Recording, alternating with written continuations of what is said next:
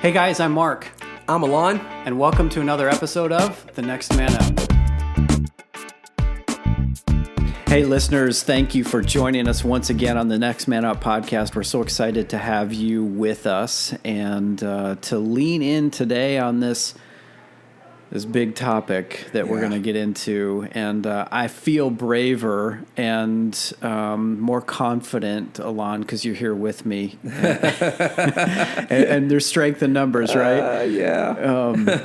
No, but it's good to see you again. Thank you for all you do to make this conversation an important one and a productive one for our listeners. Oh, and, thanks, man. Likewise, yeah. man. Again, we're chilling in a public place. We are. So a little more background noise. So seeing how this works, and hopefully it helps to bring in some, I don't know, you're there too feel. Yeah.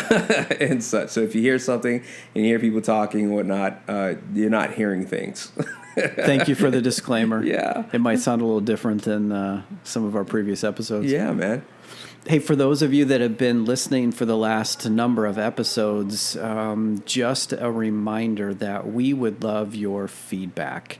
We've got a survey going that will hopefully make this show better for all the listeners, our current listeners, and the ever-growing list of listeners that are joining this community and this conversation. And so if you're willing to help us out, share some of your thoughts, help to make the show better, we would love for you to do that. It's literally only 2 minutes. You can find a link to the survey in the description of this show, however you've consumed the show. You can also find it on our website, on the podcast page, as well as our Facebook page at The Next Man Up 1. Just take 2 minutes. Help us to know how to make this better.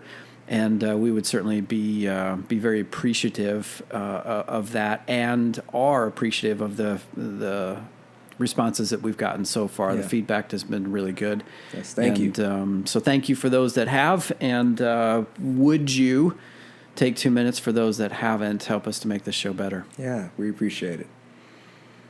So last episode, we were talking about technology. Yes. And I have to admit that there's a lot about the topic today that is more relevant, more pertinent because of technological advances, because of the way that content can be delivered and consumed right into the palm of our hand. But the topic that we want to get into today is the big topic of pornography. Yeah. And I think, you and I, Alon, have been talking about this topic for a while, prepping some content for like a seminar or a workshop that was on the calendar, and also just recently saw an article about Kanye West.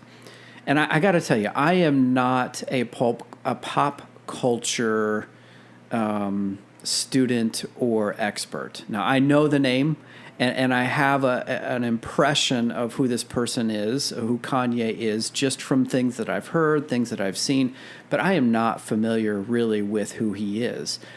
But he's been on my radar screen lately for some of the shifts, some of the pivots that he's been making in his life. And one of them that really caught me was a statement that he made that said he has been struggling with pornography and sexual addiction since he first saw his dad's Playboy magazine at 5 years old.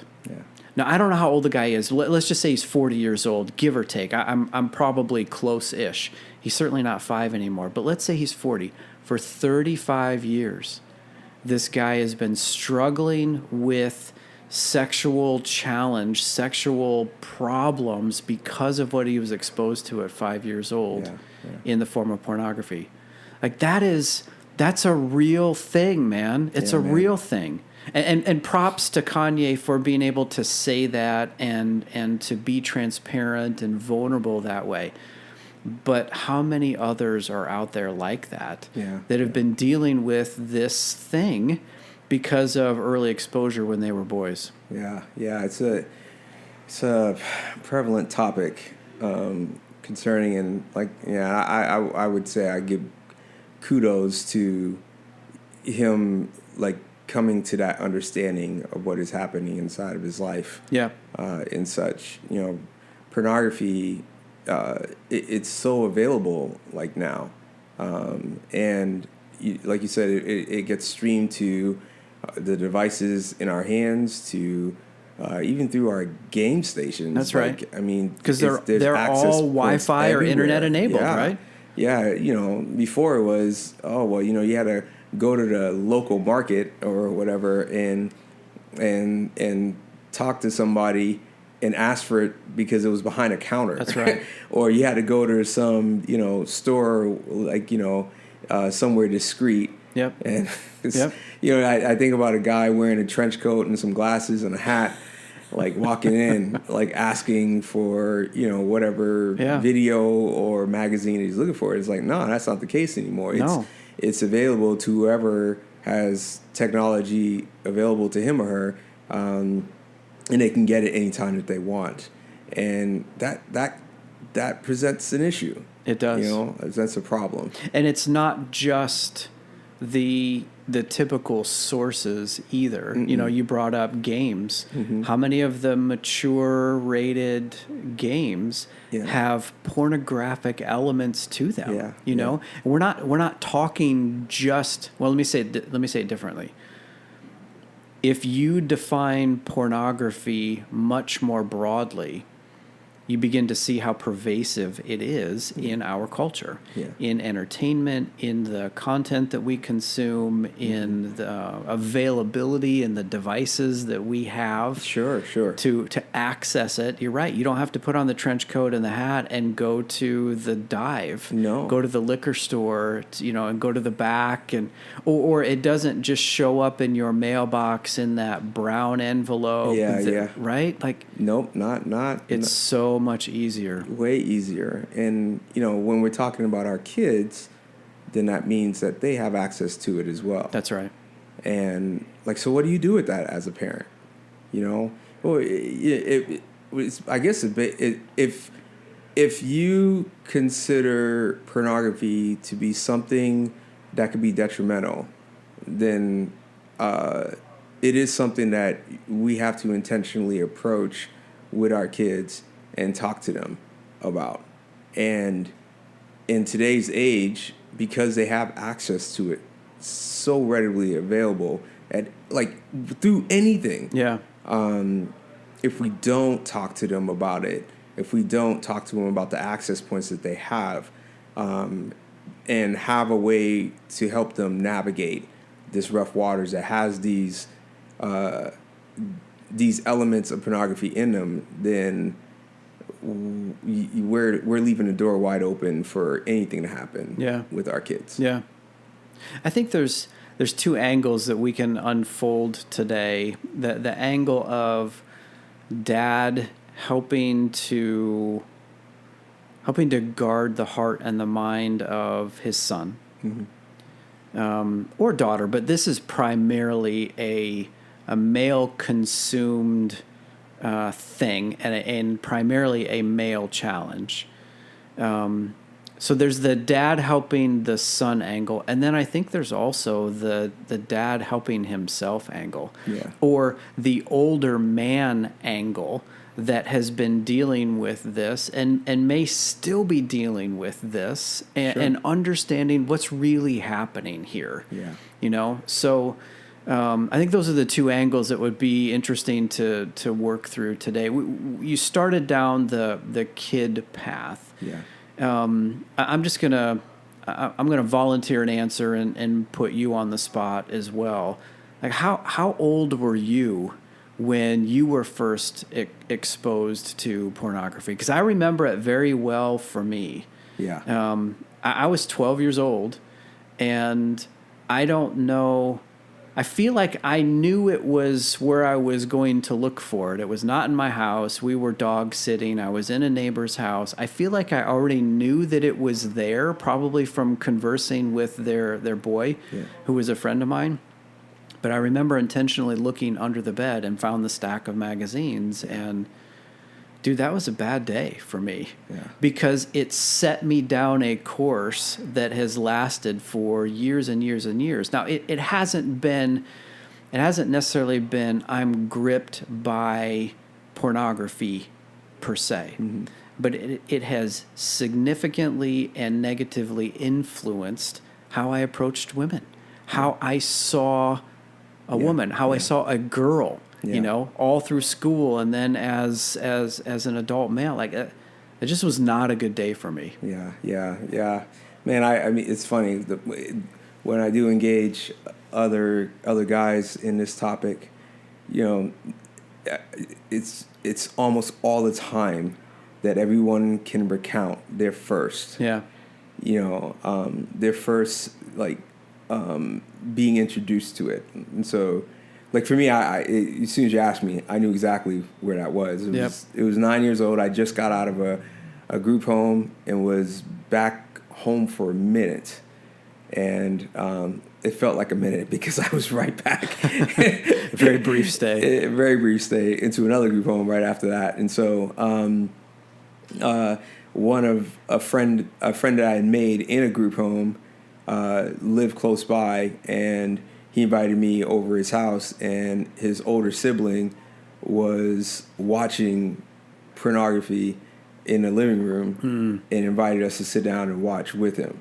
And like I remember, I don't remember the names of the characters, but I can describe the male in there. I can describe the female in there, and like the acts. I can tell you what they did. Wow! And I remember seared into your memory. And I remember the feeling, the exhilaration of like, whoa, what's this? Right. Right. And from that day, just like you, like it affects how I see females in my life. Yeah.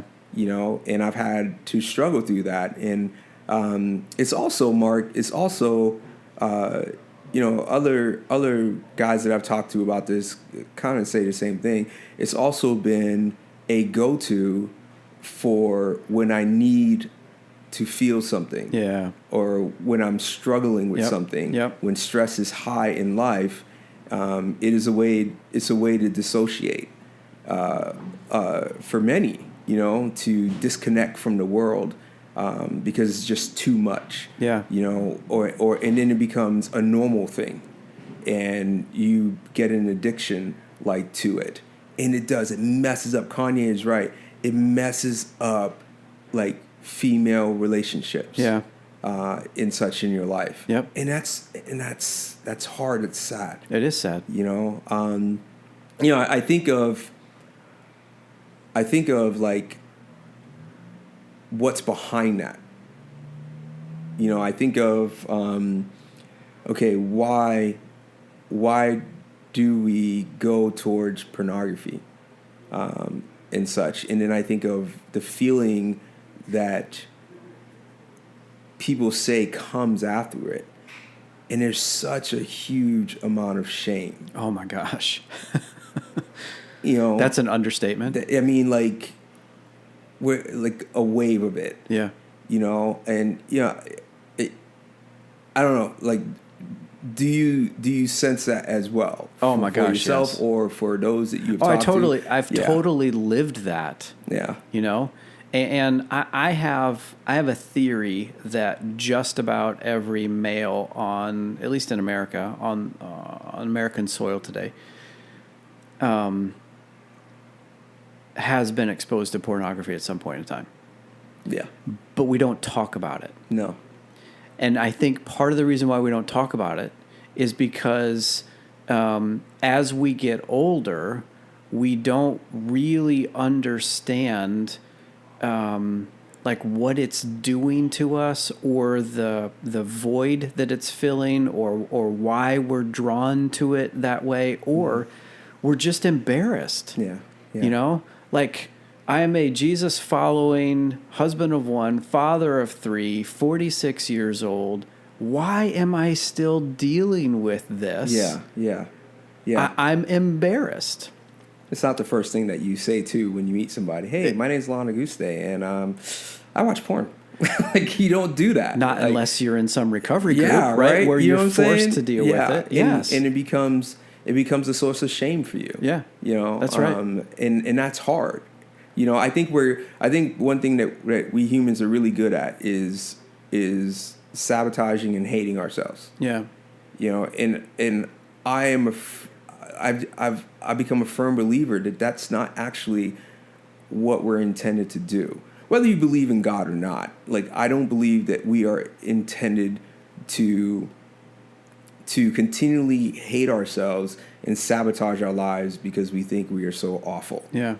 And what pornography does is, at least for me, is it helps to push that deeper and ingrain that deeper. Yeah, like into your identity. My being you are a and who loser. I am a you loser. You suck. You should be ashamed. Yeah. How right? could you do this? It's like and you know, I don't need a devil to tell me that. Yeah. Like, it's coming from within me. Right. You know, because I'm such a bad person. Yeah. So I watch that and I look at that and I engage in that. You know, that's hard. That's a hard life to live. Yeah.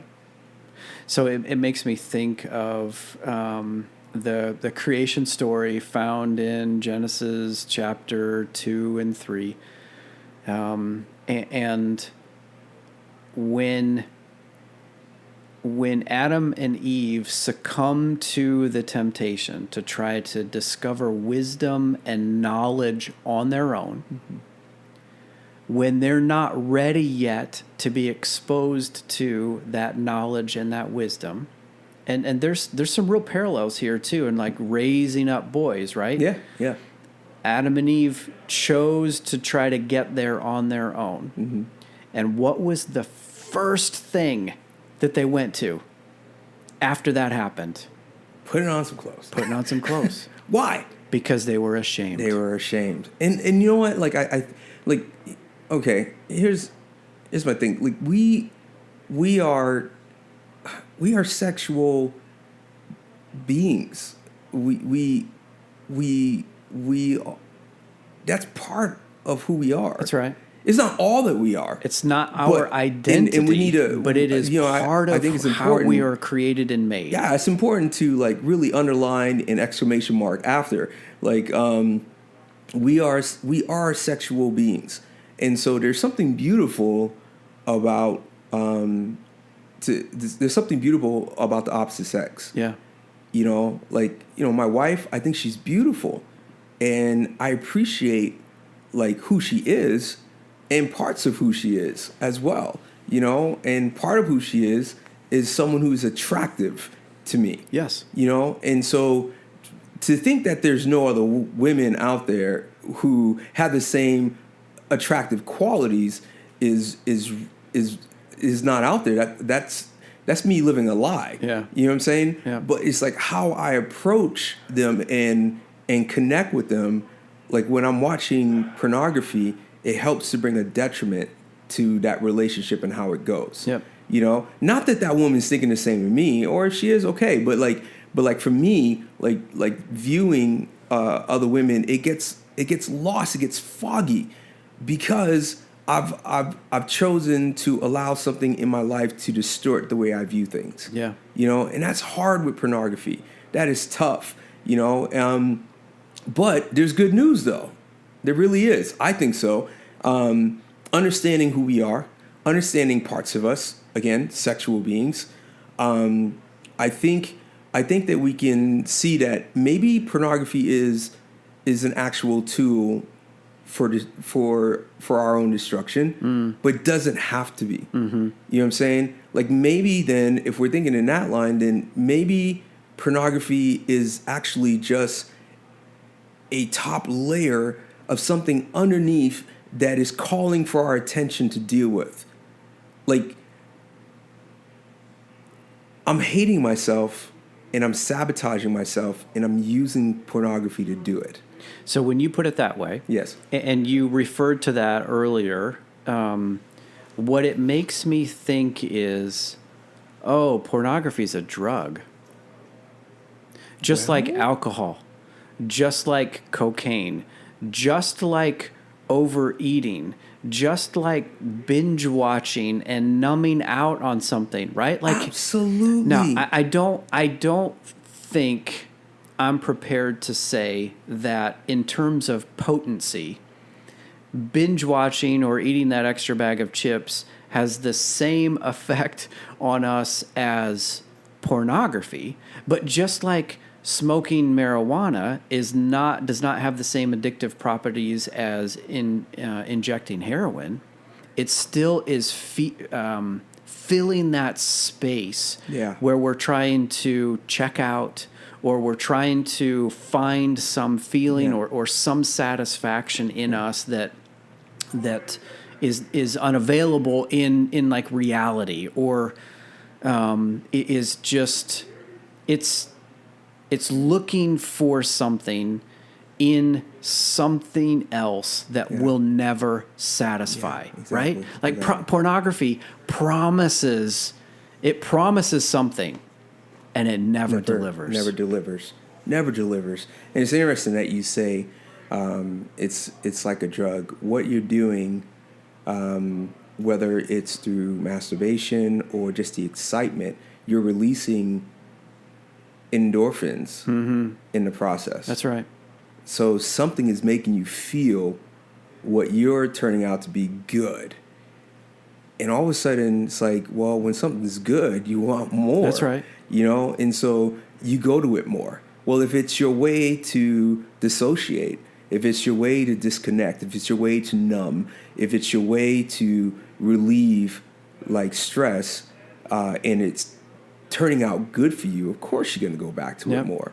Again, there's an the underlying brain begins problem. to crave that and to look for that, right? And pathways are grown, like, you know, and it's like, well, this becomes a thing that you grab and you hold on to when you need to feel that which you're looking for. So then, like, if we take it a step further, then there must be some kind of hole in you that you're trying to fill. What is that hole? What is going on inside of you that, and take pornography out and place anything that you have in there. For me, for a while it was dancing. It's like it filled a hole for me. There was something exhilarating about going to a battle and entering and like winning.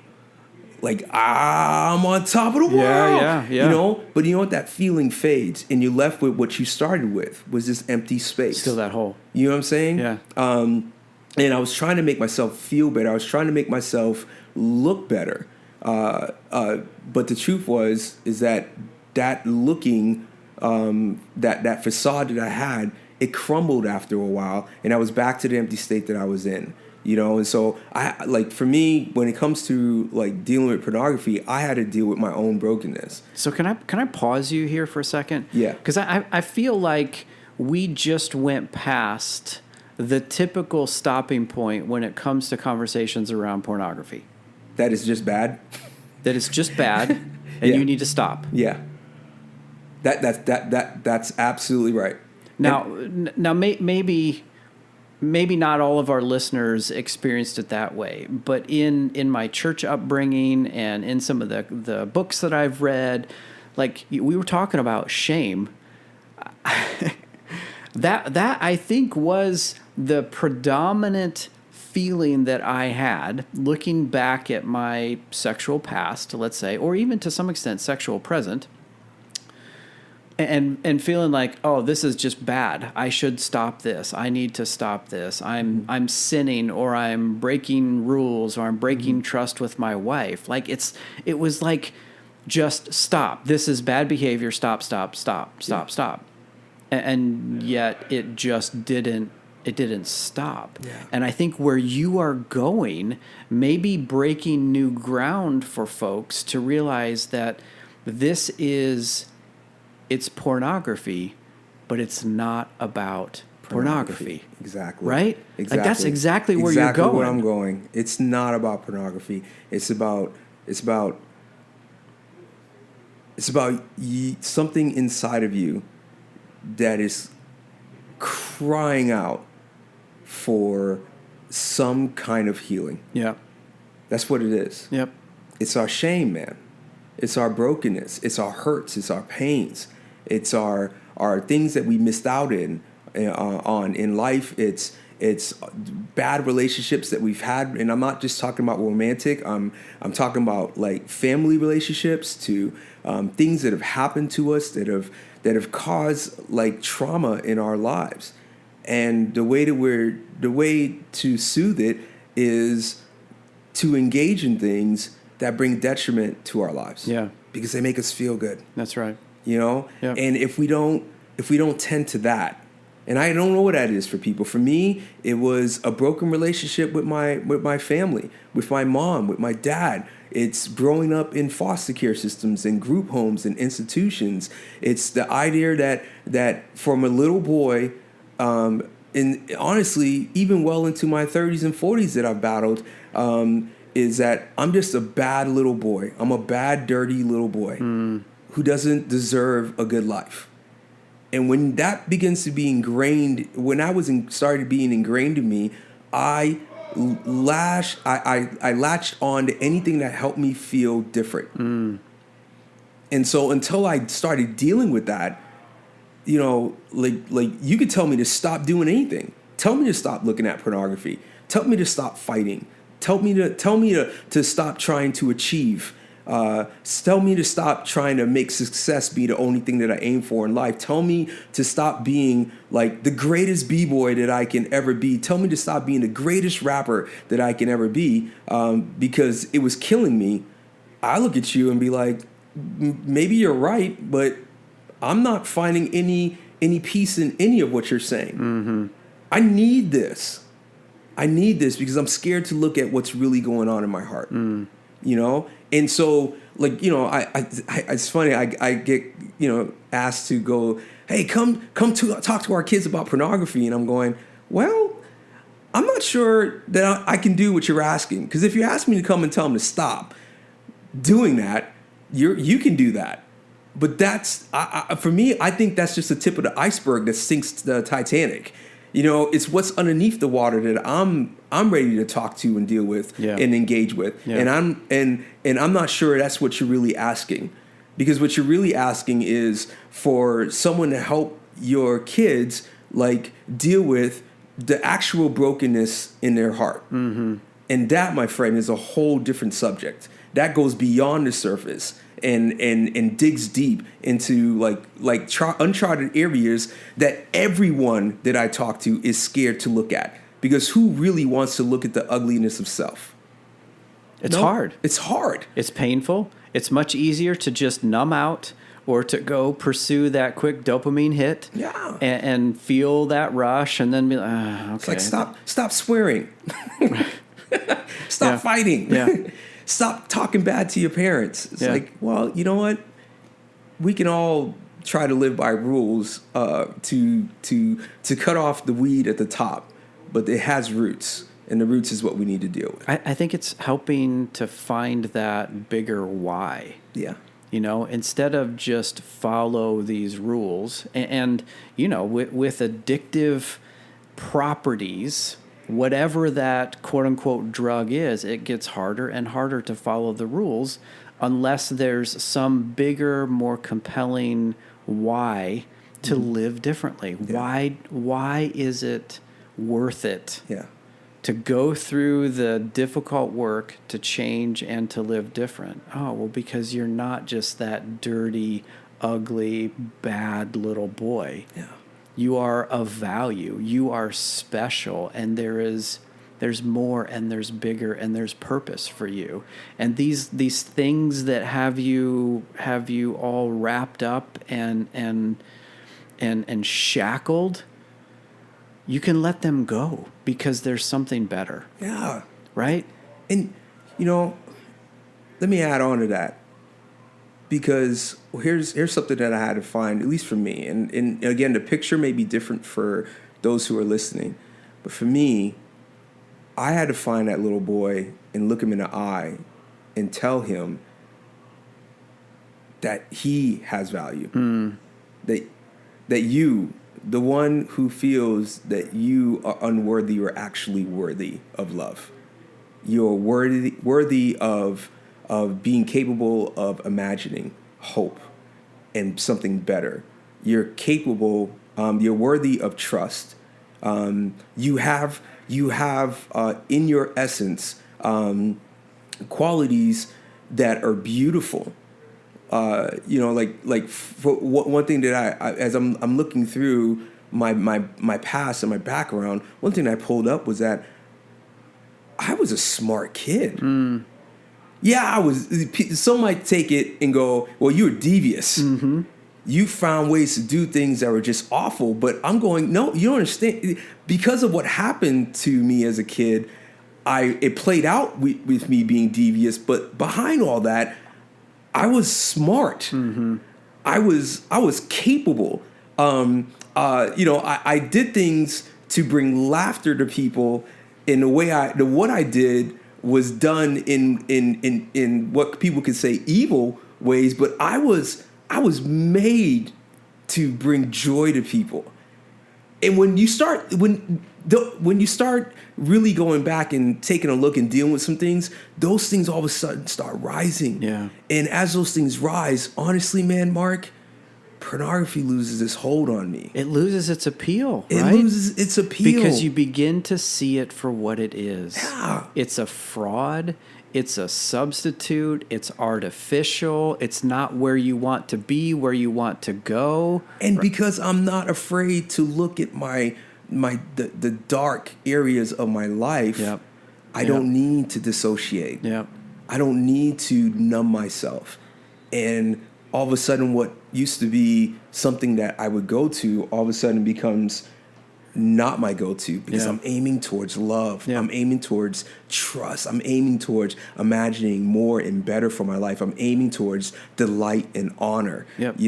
And that's a long road, and that's a hard road. It is to get to. You know what I mean? To walk through. But for me, I have an amazing, awesome, very vital relationship with Jesus. Yeah. And he's the one who's helped me do that. Actually, I've believed more, and I've latched on more to Jesus because I felt him more as I peered into those dark areas. Yeah.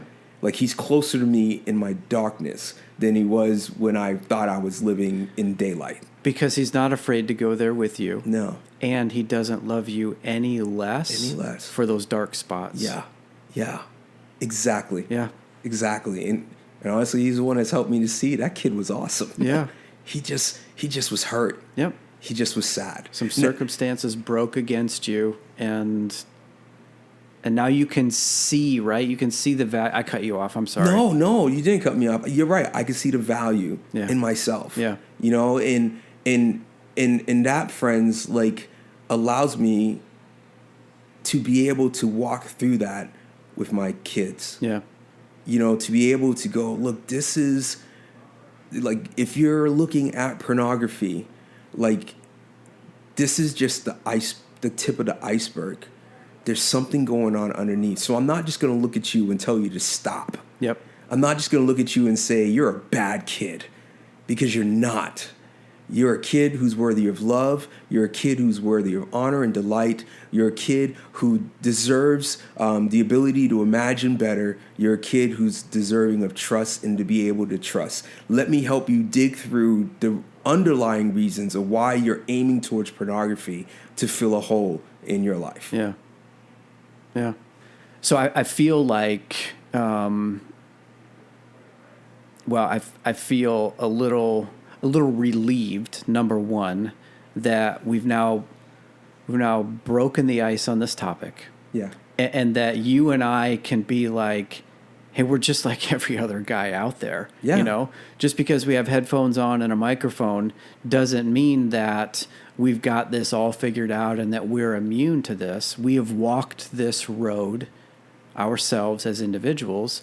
And I don't know about you, but I've walked this road with my boys too. Mm-hmm.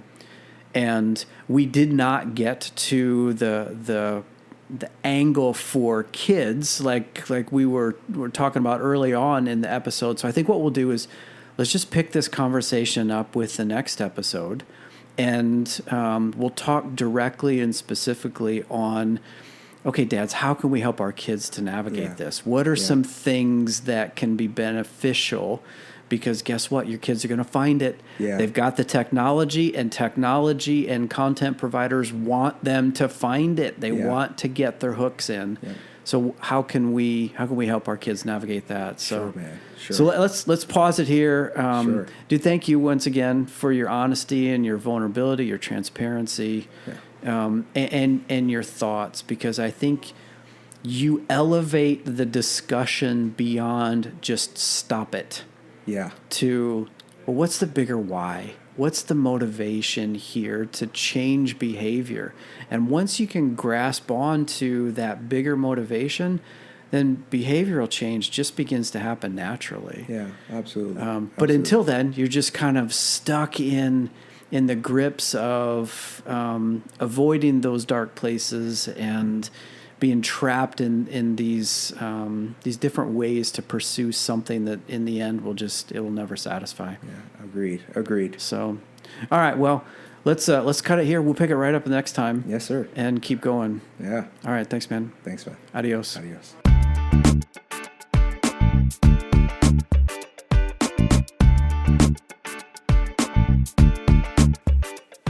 Hey, listeners, thanks for journeying with us on this Next Man Up podcast.